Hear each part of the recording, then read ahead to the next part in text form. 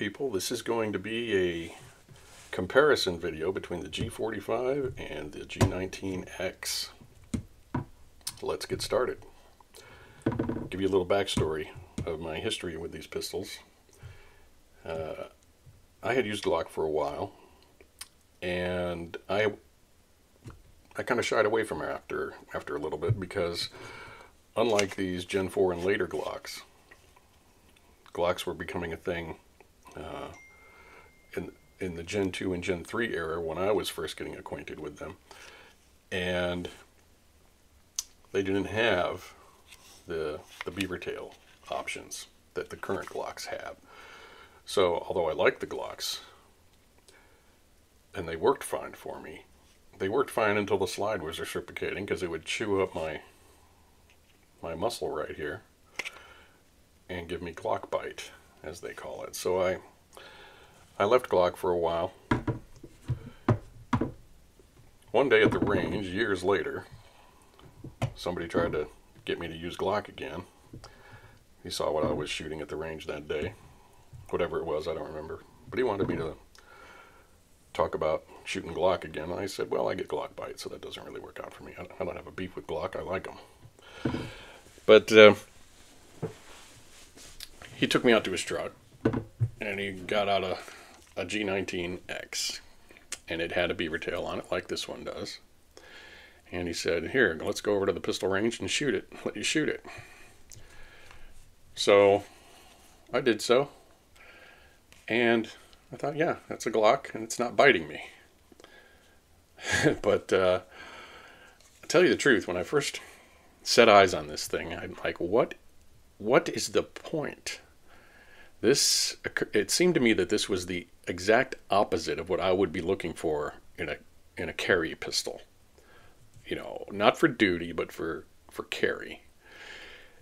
And that's because you would think that because concealing a pistol, the trouble in concealing it is this right here, the bottom of the back strap, the bottom of the grip.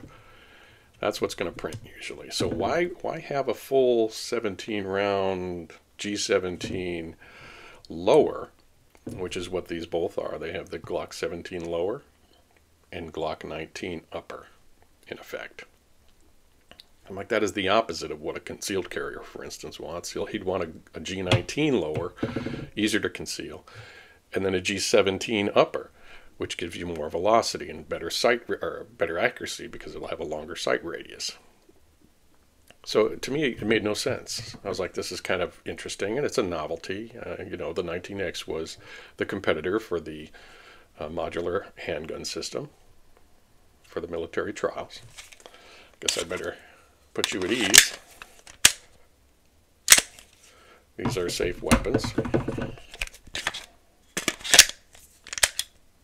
Dummy rounds in both. So it made no sense to me. Even though there was a nice novelty aspect to it,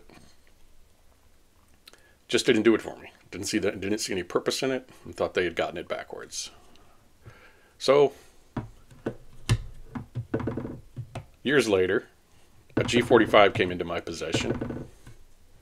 Started running with some guys, and we were doing contracts, various protection and security contracts. And so I used my G45 for that. And it was a G45 that did not have the optic cut. It was not an MOS version. But when I was shooting it, you know, in training and practice, I got it. I finally understood the reasoning, the rationale behind it. I shoot this fairly flatly. I can control the recoil and muzzle flip well with this platform. Having less reciprocating mass on top helps you to maintain control over muzzle flip and recoil. It's a lot less felt recoil, and that's also due to the fact that you can get both of your hands are getting fully on the grip, more so than they would with the G19. So with the lower grip and with the shorter slide, you are very well situated to be able to control the pistol, make it a flat shooting pistol, just with a solid grip. And so, like I said, when I got the G45, I finally understood the advantage of the G19X and what, the point of this particular kind of a hybrid platform was. So I guess I'll move on to talk a little bit about these two pistols in competition with one another at this point. And that's the point of the video. So I noted, like you, I cruise around YouTube looking to see what people are saying about this or that pistol. And like you, I respect the people who are worthy of our respect, who know guns and who know how to use them, in pistol combat scenarios. They've come out of the military, they've come out of special forces, and there's a couple of Navy SEALs who have channels, former Navy SEALs who have channels on YouTube, who are sporting these 19Xs a lot. One of them is the 3 of 7 Project channel, 3 of 7 Project. And there's a guy over there named Chad. He's a former SEAL. And he believes that this is the all-around best pistol. It's not best in every area, but he uses the word adequate a lot when discussing the pistol and its various features. And he comes down the line at the end of his evaluation, and he says, on the whole, this pistol's the one you're best off with. And that carries a lot of weight, of course. But that doesn't mean, of course, he's infallible. And we'll talk about, other people who've said other things, and we'll consider ourselves some of the things he said about it and compare it to the G45 and see what we think. So, Chad, like I said, over at the 3 of 7 Project, he likes the 19X. He likes other pistols too, but he says that this one's probably the best one. Now, there's another former Navy SEAL, Jason Pike, over at Frogman Tactical. You see him oftentimes teaching people while he's shooting a 19X, and he's got a video about stippling the grip of the 19X, so clearly he's a fan of the 19X. So you got a couple of SEALs out there pushing the 19X, or at least being seen using it or recommending it, as the case may be. But I noted that Karl over at the Tactical Rifleman, he's a fan of the G45.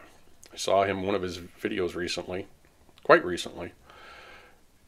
He was running the Glock, as he often does, as he uniformly does, I believe. And it looked like a G45. Being a fan of the G45, I thought I spied that his was a G45. And so I left a comment. Now, Karl's very cool. As busy as he is, as impressive as he is, he makes time to answer comments. So I noted later, as I went back to see if he'd responded, and of course he did. He said, yes, that's a G45, I'm paraphrasing, he says, and it's the best pistol, hands down, ever. So that's noteworthy for a couple of reasons. One is, for our comparison, you got a Green Beret preferring the G45, saying it's the best that there is. And you got a couple of SEALs, at least one that says this is the best there is. Now that's notable because we're doing a comparison between the two, and we can, as we compare the two, we can, it's in effect comparing Karl's opinion with Chad's opinion. But it's also interesting because, these guys, being who they are, both gravitate towards this particular design, this hybrid design. They both believe that the Glock 45 or 19X with the G19 upper and the G17 lower are the best. Now, if you're a Glock fan, and if you don't have these, you owe it to yourself then to try them out. Why do these guys who love Glock, who've got all that experience and training, gravitate to this particular hybrid setup? If you've never shot them, you've never owned one, then as a Glock fan, you probably owe it to yourself to check them out on the basis of their recommendations. Okay. So where are we in my my little script here? Now, Karl didn't give any specifics. I'll say that as well. He didn't say this is why and that's why, but I know why. I shoot the thing. I love the thing, and it's probably very much for the same reasons that everybody else loves these things. Their characteristics, their traits under fire as you're shooting them, how they handle. Their handling is awesome, and then of course you get your Glock reliability. And with that, let's go ahead and launch into some of the things that Chad over at the 3 of 7 project, former SEAL, says about the 19X. He came down saying this one was all around probably the best pistol on the basis of 3 criteria. And let's see. One of those criteria was reliability. Another one was durability. And the third was versatility. So we're all familiar with Glock reliability. We're all familiar with Glock durability. But there's versatility, and he believes that this is a very versatile model of Glock. And when it comes right down to it,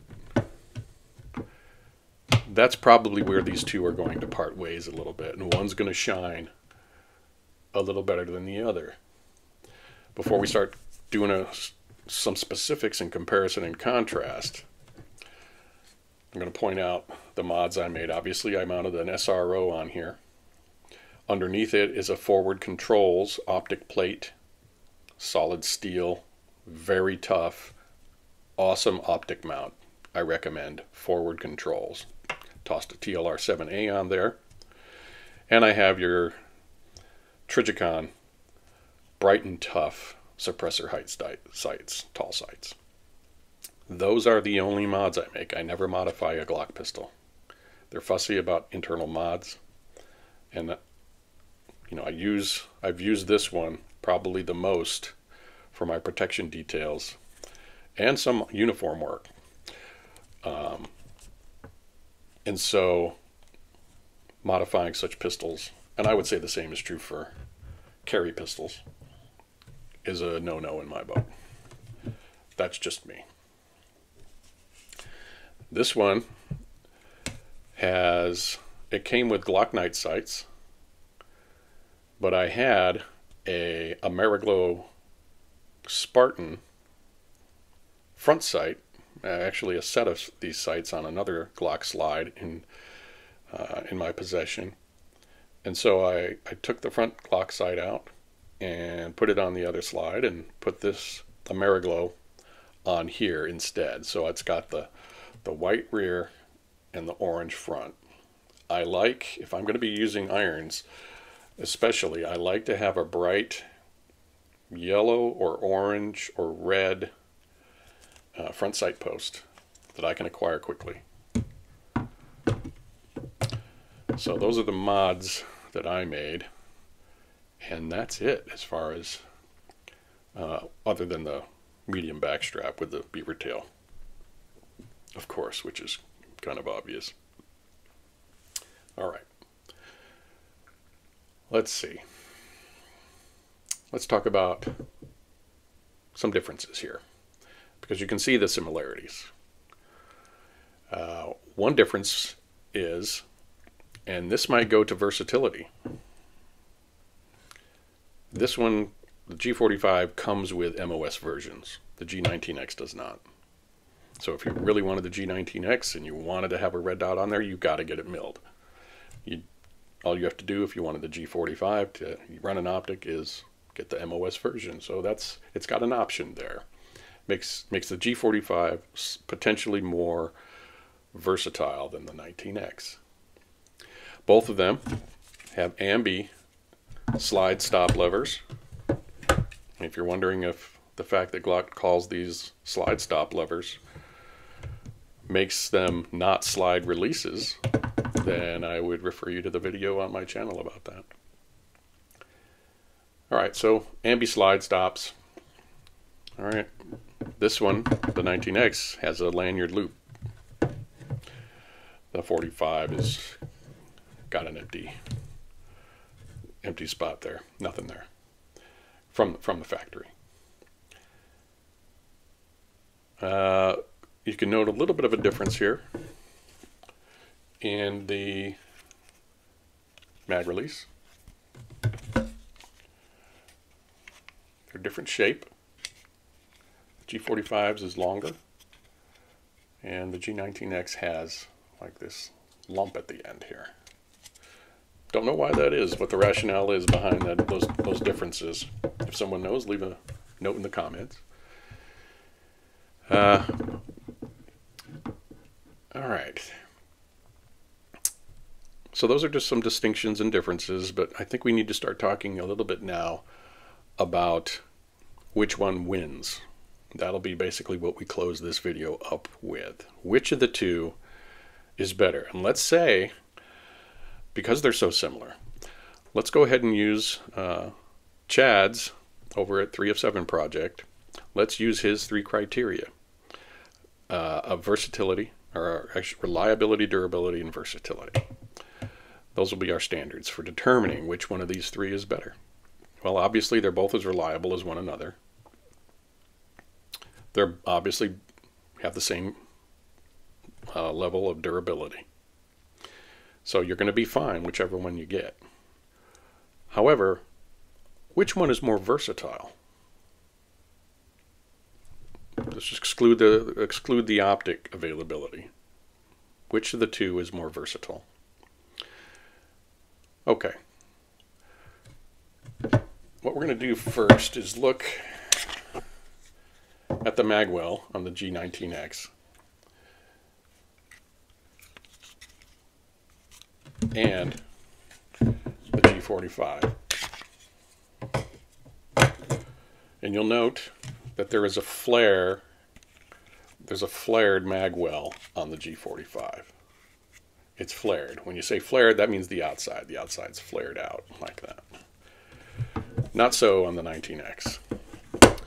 But what's more interesting to me is how different the Magwell is on the 19X compared to not only the G45, which is more or less a Gen 5. I don't know if you've noticed this, but if you ever look at a G45 slide, it does not, like the Gen 5s, say Gen 5 on it. It's its own thing. And if you know which one came out first, I believe it was the G45. Leave a note in the comments. But the G45 has a great big bevel. It's got that flare, and it really opens up the well with this bevel. Now that, in my experience, has really made reloading so much more forgiving on the 45 than the 19X. The 19X, you've really got to dial it in there. You've really got to train to get it in there. I mean, it's not that much different from, unless you're really used to flared and beveled magazine wells, you're not going to notice much of a difference, except for this big pronounced lip here and this lanyard loop. It's like any other pistol. Sort of. I'm going to show you something here that I noticed. I'm going to go ahead and call this a beveled magwell, but it's the most bizarre beveled magwell that I have ever seen. Can you see how it's normal with no bevel on the lip of the magwell, on the very exterior, right where it faces the universe? Well, if you go down inside a few millimeters, correct me if I'm wrong, but there is a bevel all the way around. There's an internal beveling going on there. What was Glock thinking? If you're going to bevel it, do it at the end where it can be helpful. It's doing nothing in there. If somebody knows why that is, leave another note in our comments. So I think this does technically have a bevel in it. It's just interior where it's not doing any good. So I've noticed that the G45 was much more forgiving on the reloads than the G19X. I'll wet my whistle.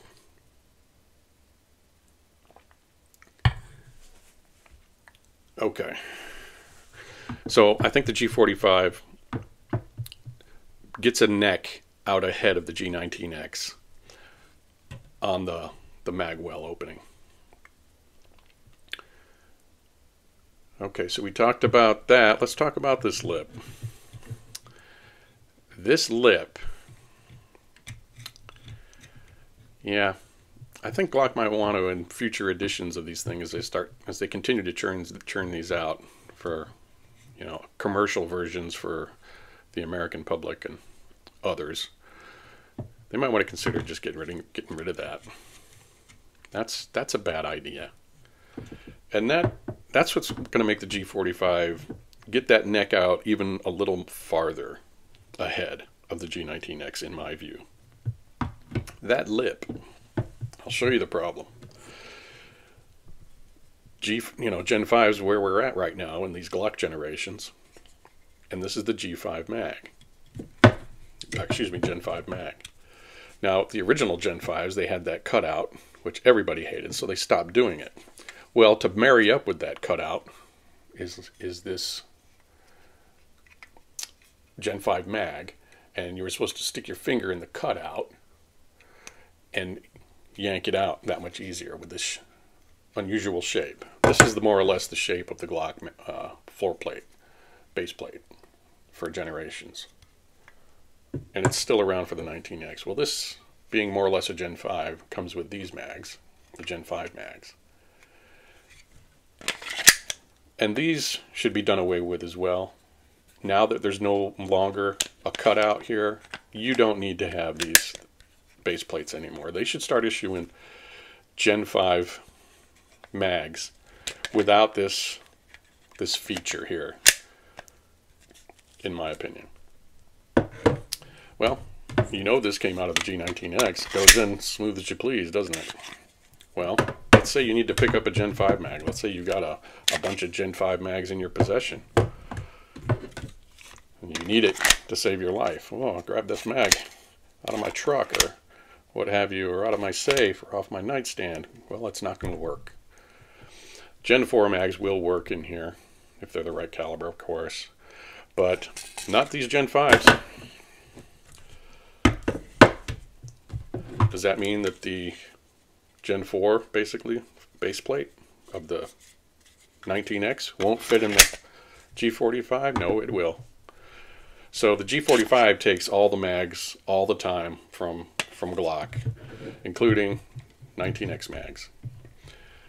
But the 19X won't take the Gen 5 mags. And so that means what? In my mind, Chad, that means the G45 is more versatile than the 19X. It will take the Gen 5 mags. Alrighty. So that's my opinion on this. The good thing about this is if you never knew about, these Glock factory 19-round mags out there, which I actually did not either. This is a 17-rounder, I guess. I'm tricking you. There's Glock 19X mags out there with 19 rounds on it, plus 2 addition. They're Glock mags, and they're great.